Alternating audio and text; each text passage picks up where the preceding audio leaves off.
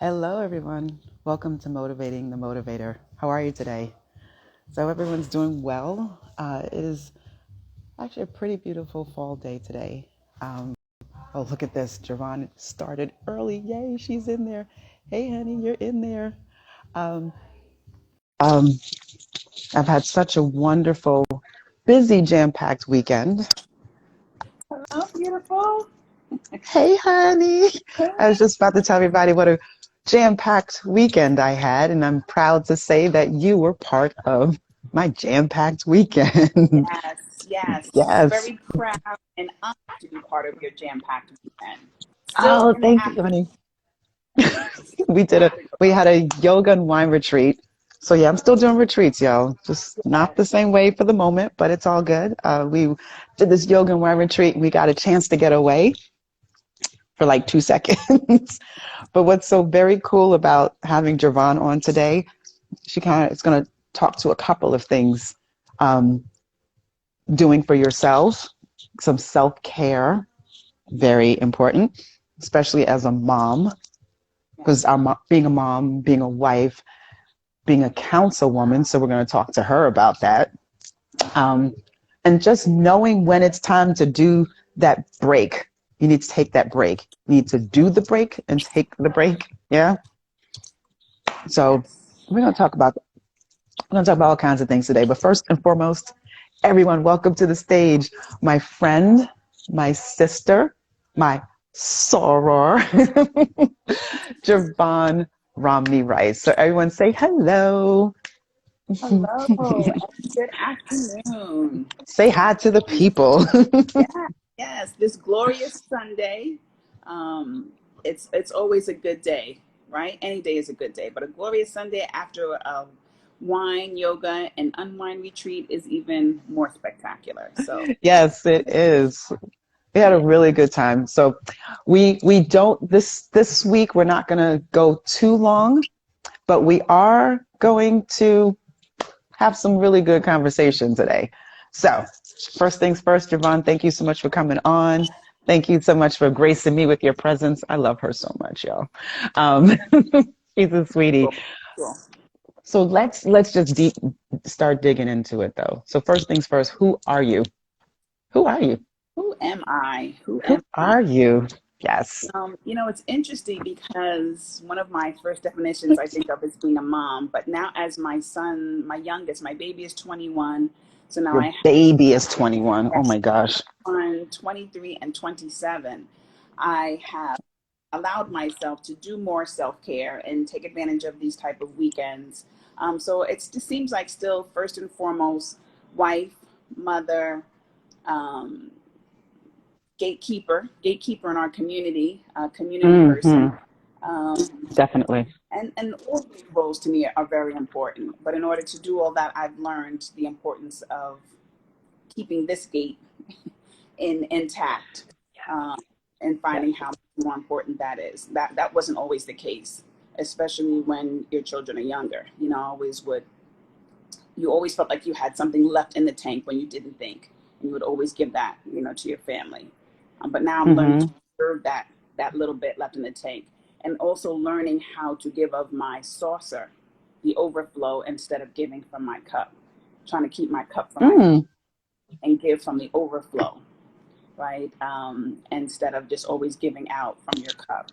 So that I'm still working on that. That's really, I've never heard that. That's really good. Give from your saucer, not your cup. Yeah, I like that. yeah.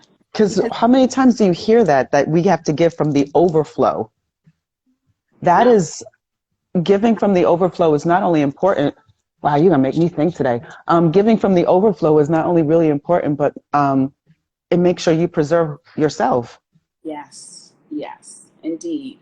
And that, as I said, I've not always been at this place, but learning to be in this space, because I always felt that, for my kids, I would do anything. You give of your last, you put yourself secondary.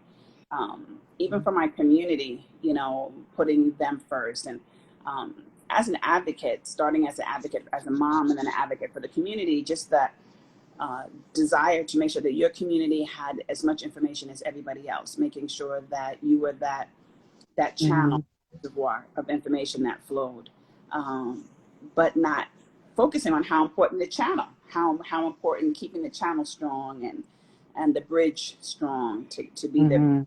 that carries that information. Yeah, I'm learning. Right. You're learning. When did you start this learning process? Oh my gosh.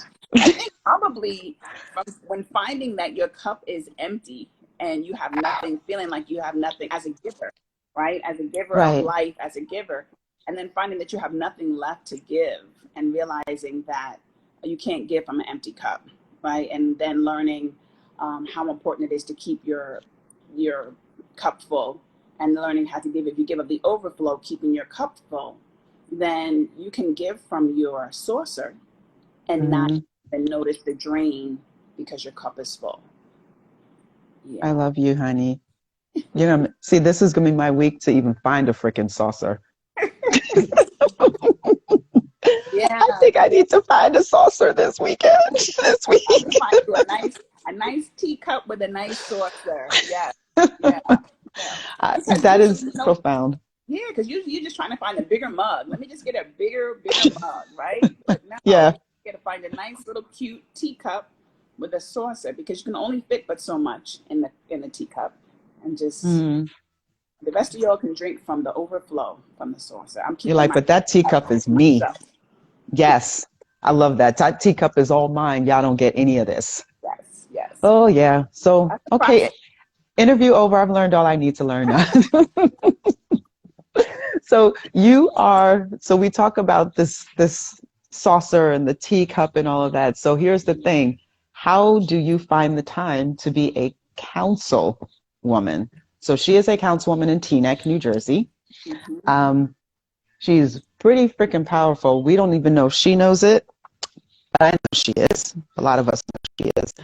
Um, let's talk about your road to being in the Teaneck Council and then what it is that you do. So first, how did you become a councilwoman? So my that journey started. It all goes back to my kids, right? So being an advocate. My youngest Mm-hmm. son had special needs, so being an advocate as a mom, which led me to advocate on the Board of Education. That advocacy, and then realizing how much community members didn't know necessarily about information that whether it was concerning their child's education, concerning their rights in terms of a free and appropriate education, despite their learning disabilities or learning differently, and then finding information that wasn't accessible even to on the county level, the community level, in terms of government, what your entitlements are, what paying taxes, but not even knowing what services are available to you. Um, and feeling like you shouldn't have to go scratching and searching for so much information that others just seem to have access to. How do we make sure that there's equity in the access of information and making sure that you let people know what's going on and how important all politics are local. You find out that more and more. I was part of a Jack and Jill group, and I always was very interested in doing social action with the kids and taking them out to do voter registration and finding people, especially young folks, that weren't necessarily interested in voting. My vote doesn't matter, and letting them know, well, look, I'm a local elected official. Here's my contact information. Here's my card. You have issues, you have challenges, you can call me. But just as you're able to do that locally, if you have issues with school, if you have issues with your street or your community, you're able to reach out and touch people that you can call and have concerns about. You may not be able to call the White House about an issue, but you can call your local elected official and make noise, especially, you pay good taxes and you want to make sure that you have a good quality of life as a result of that, and making sure people knew that you have that, you are empowered to do that. Um, Mm-hmm. yeah, and I think that's Sounds important. like there was an actual event or what was that one thing that was your tipping point when you said, this is what I've got to do? That's This is, interesting. I need to, I need to sit on the council. I need to not just make a difference because the advocacy, I can see that's how you got there. But there's always that one thing that makes you say, all right, enough is enough. Just knowing a sense of entitlement that I saw, being raised, I live and was raised in the same community. So I grew up in Teaneck. That's all I know, Teaneck, K through 12. So knowing that, living there I saw some folks that were new to the community but had that sense of entitlement and right that I know I should have and be entitled to. I've lived here my whole life. My grandparents own property here. My parents own property. I own property here. Oh, wow. Have that same sense of ownership that some people I found walk right into. So that to me was kind of like that aha, eye-opening moment that yes, I belong here. Yes, I have a right here. And yes, I'm going to take that ownership, and not only for myself, to make sure that I share that same self sense of ownership to my community. And particularly when I say my community, I speak to my women, my men of color, my Black and brown brothers and sisters, because I don't think that we always take that same sense of entitlement that other people just walk into a room with. Mm-hmm. Well, we have to be taught that we are also, it's what you're taught. And we also have to make sure that we teach our children that you have every right in the world to be here. You have every right in the world Absolutely. to be alive, to thrive. Absolutely. Yeah. So it Yeah. does start with us making sure that our children know these things. Yes. And the right to Yeah. access good information, real information, just knowing your rights. That to me was just so critically important. Yeah. Mm-hmm. And that's how you got in. So now that you're in, what are some of the things that you have done in Teaneck? Or how many 8 million things have you done since you've been? Because I know it hasn't been an easy road. Hasn't been an easy road at all. It hasn't been an easy road at all. And I gotta say, one of the catalysts for me actually getting onto the council was the woman who paved the way for me, which was Lizette Parker. And we were fast friends. I became on the Board of Education when she got to the council, so we were very good friends in that regard. And then when she passed away, it was very important for me to make sure that we didn't forget her and the price that she paid as a Black woman, the first Black mayor, Caribbean Black woman in Bergen County to hold that seat. And so always wanted to make sure her legacy was never forgotten, and continuing, kind of receiving that baton and moving forward. So making sure that her legacy was remembered. One of the first things I did was trying to make sure that her picture remained in the council chambers. When I first sat on the Diaz on that site, and I saw all these pictures of mayors, former mayors, and I'm like, where's Lizette's picture? And so making sure that was a process to make sure that her picture was there. Another thing was initiating stigma-free.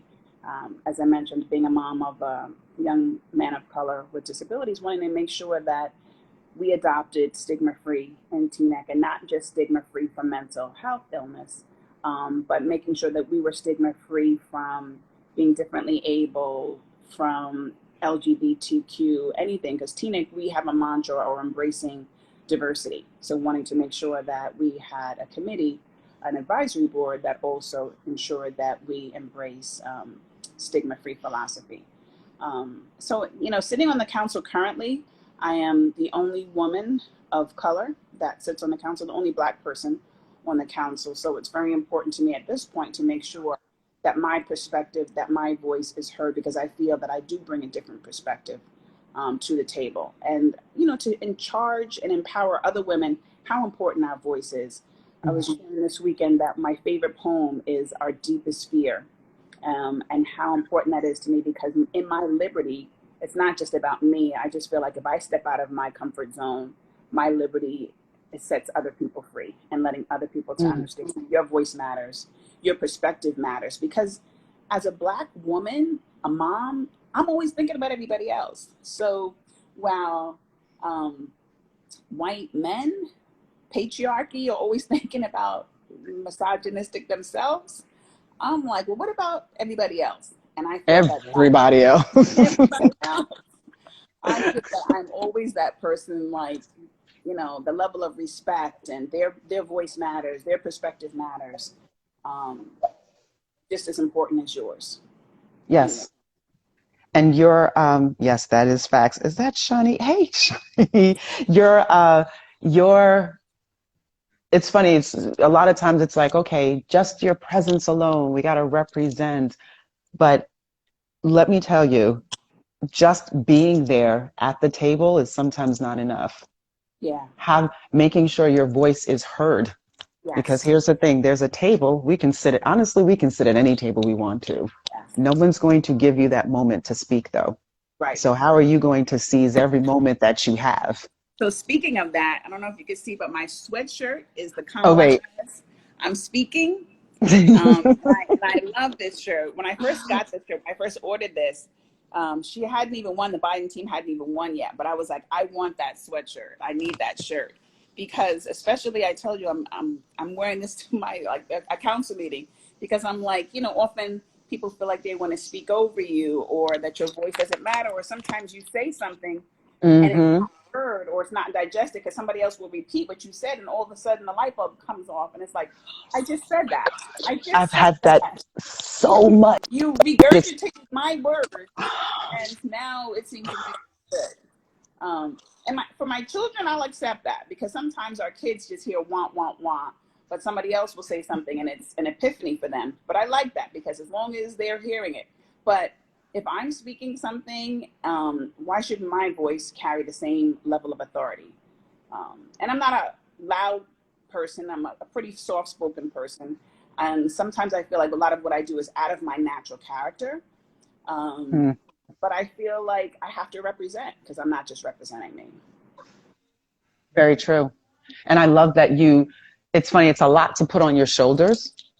We do know that's a lot for you to actually say, listen, I know this is not about me. I am representing so many, because you mentioned so many. We obviously have the Black community. You mentioned being stigma free and mentioning the LGBTQ community, people of various abilities. So it seems like you're putting a lot on your shoulders. Are there more people on the council? Excuse me, and I'm just going to speak on Teaneck, but this is something that should be happening everywhere. Are there more people to not just represent, but to speak up on behalf of? Hmm. So on my council, just speaking for my council, I'm finding that people are, at least when they listen, they can be open and receptive to having that perspective. I don't think that that's necessarily their paradigm initially. For instance, we just recently had a Black Lives Matter mural approved in Teaneck, the only one in Bergen County. From the door I was in, felt that it was so important, so socially conscious, so needed to be stated, that all lives can't matter unless we explicitly say Black Lives Matter because we have been so marginalized. But, understanding, crossing the T's and dotting the I's and making sure all things were done in legalese, in the proper placement and location, it took like 4 months to make it happen. And it wasn't necessarily in the location that the group wanted. And what I love about it is that was led by a youth group, or some of our high school students at the time. Those high school students are now freshmen in college. It took so long. But they were willing to move the agenda and not hold fast to a particular location. They were holding fast to the principle and the idea of the community gathering to make it happen. They had a bigger vision of bringing the community together as we painted this mural, and then a community space to gather and have conversations. So the mural took place. It took some time, and I think some warming to folks, some logistical movements as to whose name was omitted and lost.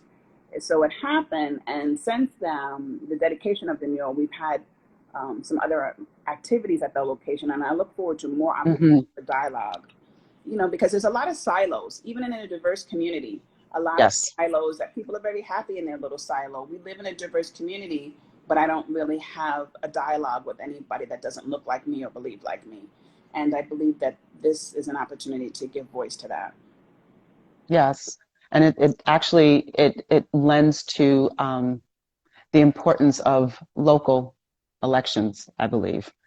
And because Yes. here you are, as a councilwoman, you were able to help propel this forward.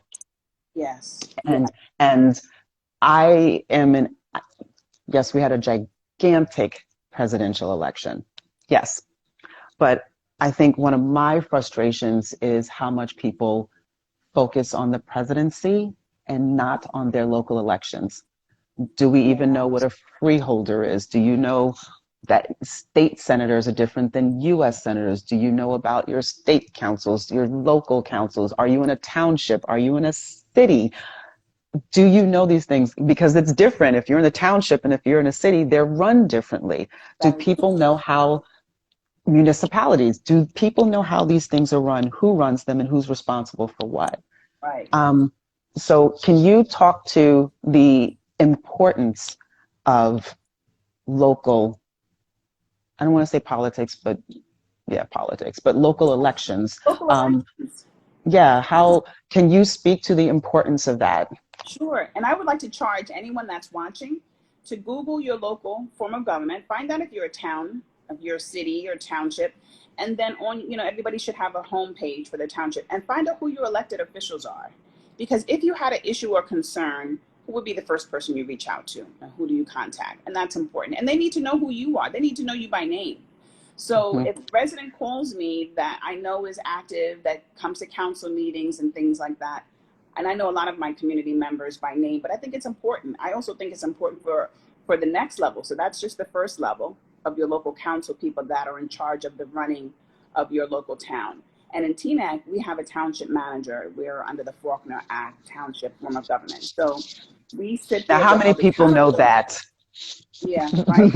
We're held accountable, but we have a strong manager who really runs a town, and then we oversee the management. It's not our job to run the town, but just to see that the job of the township is well run. Hmm. But then also, so you know who your senators are. So it's very important to know, like in Teaneck District 37, Loretta Weinberg is our senator, and she's also the Senate Majority Leader for the Senate. Knowing who your congressmen are. In my particular Thank district, you. yep, in District 5 Thank is you. right? So it's important to know who those people are at any particular event. They're up for election, senators particularly every 2 years. So it's Hmm. important that they know that you vote for them, but important that if you have an issue or concern, that they know who you are, that you have their email addresses if you have issues or concerns, whether it's education. Board of Education, huge. Most of your taxes will go towards your Board of Education. Yes. And those elections are every year. And a lot of our towns in Bergen County every November. So in Teaneck, for instance, we just had an election on the presidential ballot. Also on the ballot was our Board of Education, and we just had 3 new people on our Board of Education. Those are important folks that run your educational platforms in your school. And those you need to know those people. Tune into your board meetings. That's where your taxes, all your Hmm. taxes that you pay, a huge portion goes to your Board of Education, another portion in terms of your township, how your township is run. You need to know how your money is being spent, and those people need to know who you are. So even at that level, your local government, your senators, your Congress people, it's important. It's important to know who they are and that they know who you are, and then that all rises up. But all politics start at the local level. And may I also add sheriffs, DAs, AGs, like these are That's people who are, elected we, and so they're important. elected. Teaneck We and can't Bergen we County, can't get upset. We can get upset, but we can't be really upset if we weren't involved you weren't in involved getting in the these people. process. In Yep. Bergen County, we just have Anthony. Puritan. Oh, Yep. thank you, because I had a brain fart. Yes, our first Black sheriff in Yes. Bergen County. And when that opportunity became available, and the opportunity became available because of a racist and homophobic statement that the previous sheriff made, I knew it was so critically important to take advantage of an opportunity that we had to have our first Black sheriff. And he's not going to be up for re-election, and everybody needs to make sure that they do what they can to get on those, hit the ground running to make sure he gets reelected. Very fair gentleman, He is fair. homegrown, yeah, homegrown from Englewood, and make sure that we look at things from his paradigm, which is inclusivity, which many of us do. Yes, and he is. He is very fair. He's done a lot of he's gone around and spoken to so many different Yeah, organizations. yeah. Um, and that's the thing. You want your local officials to show up. So Indeed. you let them know that you're watching them. Oh, absolutely. And not just for the Yeah, photo op, not just for the photo op, and then when right. they're up for election. You want to see them in the All the trenches. time. Indeed. Indeed. Yeah. That's Yes. And you are definitely in the trenches. I think You it's are important. definitely. It's important. I'm not just here for the photo op or for the position. I like to be in the community to hear people's concerns and make sure that they know their voice is important. Yeah. Yes, definitely. Can you tell, let's see, how can people get involved? So there's getting involved in politics. We'll discuss that one. There's making sure they're getting involved in their community. You already kind of mentioned going online. First of all, seeing where you live. Like what kind of, what are you? Are you a township? Are you, Right. there's a lot of times people don't even know those things, Sure. how your place is governed. Right. So Right. there is that. So can you speak to getting involved, maybe even running? So how does that happen? And this is, even though we're talking, you and I speaking, we mentioned Bergen County, but these are things that are general, no Anywhere, matter what. especially because of COVID, everything basically is online. So you don't even have to leave your house to watch a council meeting, to watch how your local form of government is run, to watch a Board of Education meeting. So, just you can always get a copy of the agenda usually in advance and just see what issues may, especially if you're a parent and you have kids in school, you need to make a commitment to watch at least 3 to 4 board meetings. Excuse me. And then when you see issues and maybe something about curriculum and maybe something about your particular schools, like, I have a question about that issue. Or what they said is not my reality of what I really experienced. So you have further questions. And that's a great part to start. Just watching those meetings, asking some questions, holding folks accountable.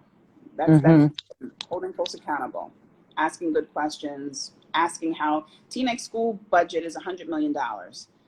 People should be asking how that $100 million is being spent. Right. Yeah. And then, and here's the other thing. Once you find out what it says it's being spent on, go see if it's being spent on that. Because you'll have some times where, you have to follow. You're like, oh, okay, this goes towards $60 million goes towards books. I mean, I'm just throwing a number out there. But let's say your books are 25 years old. Somebody needs to be held accountable for that. Where's the money going? Yes. And who's it going? And why is that person still holding on that money? Because there's always a person who's got that money. Right. And actually, it's interesting when you mention that too, like when the budget gets formulated, right? So there's a time and season that they usually get started for the budget for next year.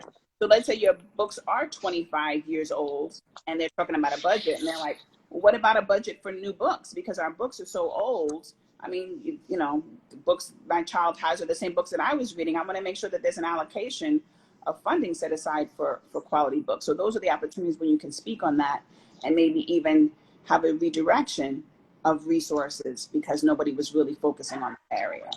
Right. And oftentimes, sometimes people, when I served on the Board of Education, my children were still in school. But oftentimes people, maybe their kids are older or they're not really aware of what's happening. So it's important for people who are having that actual experience speak to what the real experience is.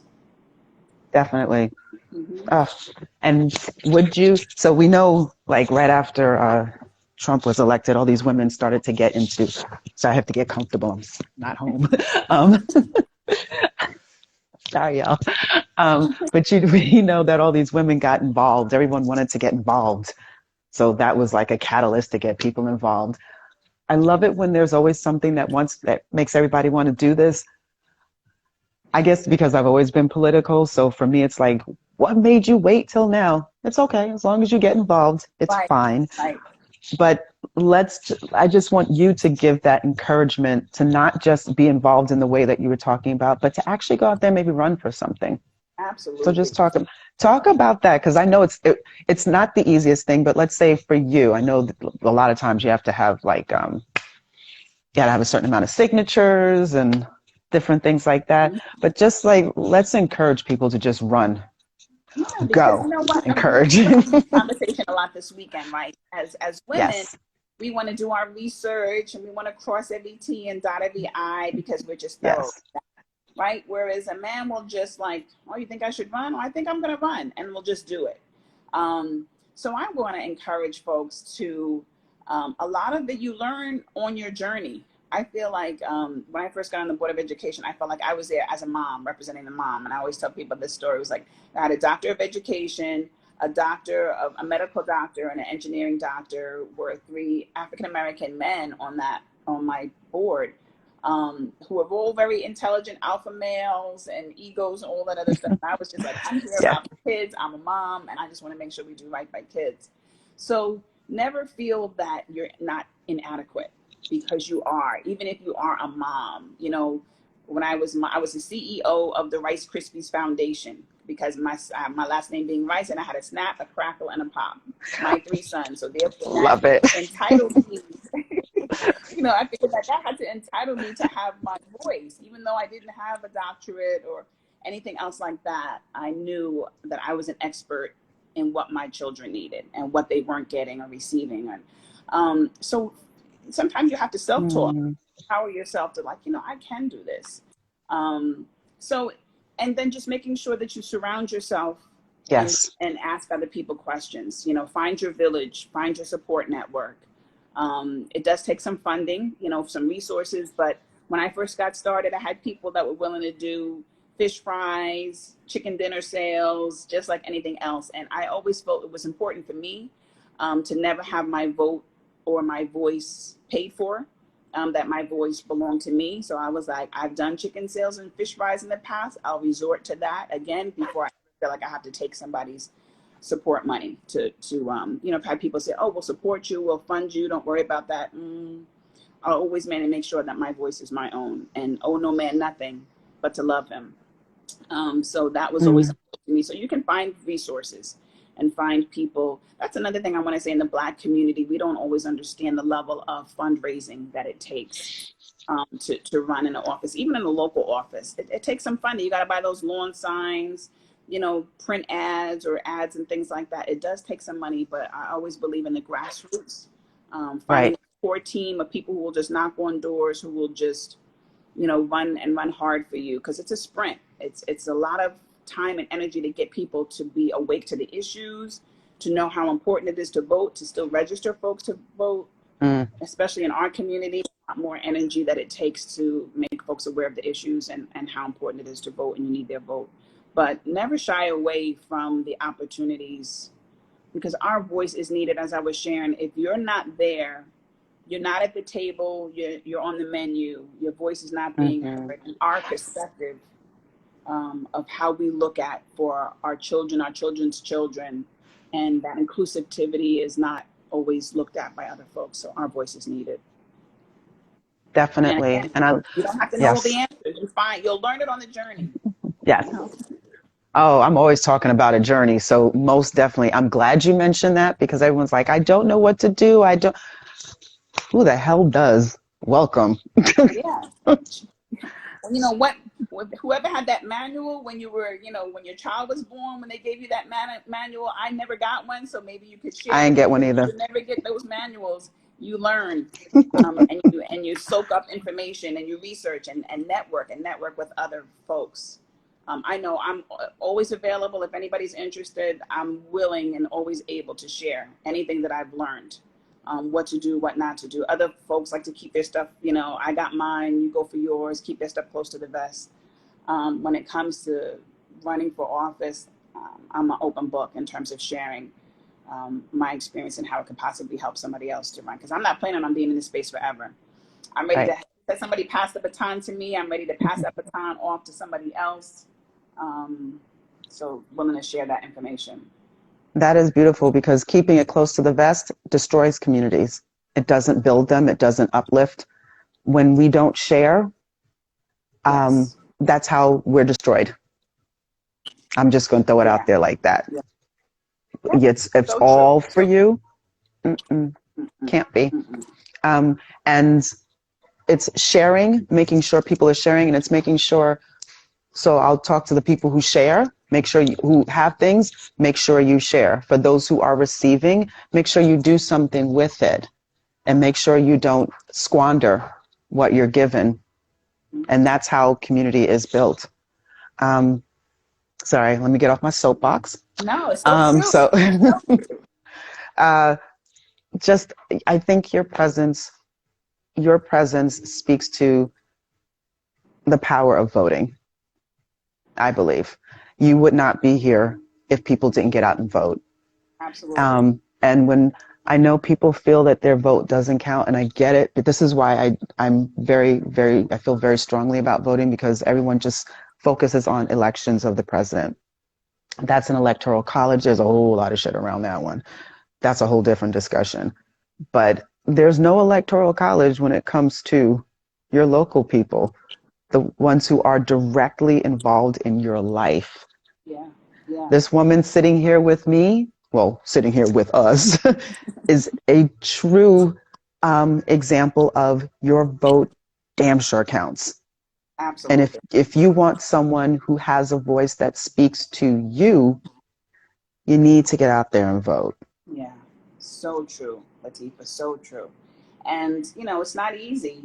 There's very few, particularly in Bergen County or in our area, women of color, and they especially, folks of color, Black women need, even to a greater degree, that level of support. Yes. Just because it's even a harder road. Yeah. And let me just add on to that. After you vote, then the work begins. Oh yeah. Oh yeah. After you run, I always say it's the sprint and then the marathon. Because Yeah. you sprint, you run hard, you get elected, and then you have to sit there, and it's minutia, and it's not always glamorous in details. It's just like a lot of making sure that you're asking the right questions and details. Right. But it's important. It's important to ask. It is. And people get involved, y'all. Vote. And then, I'm going to go back to what you said earlier. Call people. Make sure they know your name. That's how it becomes a process. And that's when the we the people really comes into play. But after you vote them in, or even if I tell people especially, if the person you voted for did not get in, you still need to call on that person that got in. Oh, absolutely. Even more so to hold that person accountability. And then the other piece is your sound went off. Wait, Gervonn? I think your sound went off. Can you hear me? I can't hear you. Uh-oh. What just happened? Uh-oh. And she's profound. I know she's saying something that we need to hear. What happened, girl? Do we need to go? Hopefully we don't need to go out and come back in.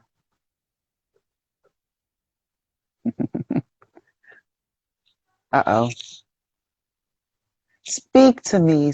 Oh, she left, but she's coming back in, y'all, because we have to hear the last bits and pieces of what she's going to say. She's going to come right back in. But I hope so far that you all are getting some really powerful bits of information from her. I know. She's coming back in. Here she goes. Go. She's coming in, y'all. There she goes. I hear you. That. I don't know. My phone rang and it just cut me off. So, that's all right, for asking me a question, and it made me think about something else in terms of if you were interested in learning. The best way I feel to learn is to jump on somebody else's campaign. If you know somebody else that's running, or that candidate that you mentioned that didn't win, if there's a campaign going, jump on that campaign. Learn from the grassroots how to run a campaign. Yeah, best way to learn. Definitely. I get involved. It's your world, it's your life, it's your community. Just make sure it's running properly. Yeah, and you find somebody to mentor you. I reached out and found a mentor. My mentor is Dr. Henry Pruitt. He encouraged me on the board of education. He pushed me and encouraged me to run for town council. Mentors don't always necessarily look like you, but you'll find someone that is willing to sometimes often show you the way. And he's another person, open book. Any questions, glean. He's very happy to share that information. You want to find that type of person, not that person that's trying to keep it close to the vest, but someone that's like-minded, community-minded, and glean from them, work their campaigns, help support them, and then they'll be happy to pour into you as well.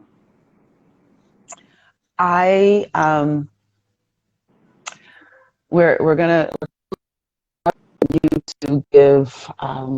I always close out with two things. Now I'm supposed to have some cards with me for affirmations, but I don't have them. Sorry, but I do want to close out with some powerful words of encouragement from you. If you can what's the one thing, if someone walks up to you, a young child, and I won't even give them an ethnicity or anything, but a young child walks up to you and they want to know how they can change the world, and I say it just that way, the world, what would you tell them? Hmm. First, to be true to thine own self. Be true to yourself so that your core is never shaken, for what you believe in, and then continue to just move in that space of where you want to change the world in.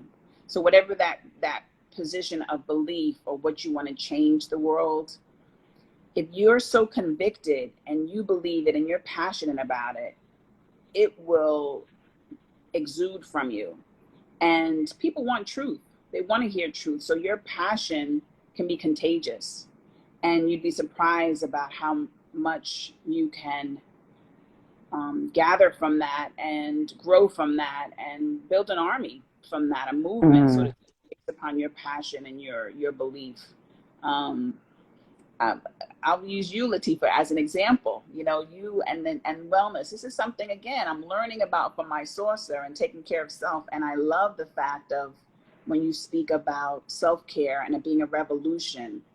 And I'm like, this is just like a paradigm shift for me, and a focus of what you exude, which is attracts people to that. And it's you may not feel like it's life changing, changing the world, but it starts just like a pebble in a pond. It starts somewhere, and you never know how far out it can grow and how far it can change to a point of changing the world. But start wherever you are and with whatever you're passionate about. You know what? I'm going to make that our affirmation for the day. Start where you are. Yep. Yeah. That's so, you know what? Everyone, that's your affirmation. There's so much for you to walk away from this conversation with, but I want your affirmation for you to start where you are. That's your affirmation for the day. Mm-hmm. Gervonn, I really appreciate you. I mean, I appreciate you because I just love you, but I appreciate you for coming on and just sharing. And when I post this, I'll make sure that everyone has because I'm going to put down your tag on Instagram, because you said, listen, I'm here. So if anybody is interested in running and finding a way to change their community, to run for any position within their community, she's there. And she means it. She's not just saying it. She's not blowing smoke up your ass. I promise. She really is there. And I just thank you for just how open and beautiful and powerful you are. And let me tell you, because Shan wrote it in there too. Hey, Shan. I don't know if she's still on, but she wrote it in there. You are powerful. You are very powerful. And you mentioned you don't have this, and I'm saying it to you, but I want everyone else to hear this as well. You mentioned you're like, I don't have this big voice. I'm not this. It doesn't take that big voice. It takes a powerful will. Yes. Yes. And I truly believe that's what you have. Yes. And I want to tell everyone else, it's not the actual speaking voice, it's your will, it's how you want to move forward. And it's starting, and as the lovely Councilwoman says, start where you are. Yes. Yes. You will find it along the way, along the journey. And I'm speaking, I'm still finding my voice, but I know that my voice has power as I'm learning, as I continue to grow. Yes. Sis, thank you so much for coming on with me. You motivate me, sis. You definitely motivate me. And thank you, everybody, for coming on. I really hope everyone I got a lot from this, but I really hope everyone did too. I'm pretty sure they did. So, and thank you to all our sorrows. We had a lot of our sorrows on here today too. So,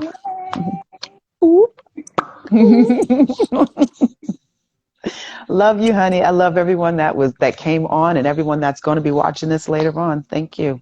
Love you too. Thank you for what you do and for providing this space and for empowering others. Thank you for what you do. Appreciate it. Thank you, sis. I'll talk to you later. Bye. Bye, honey.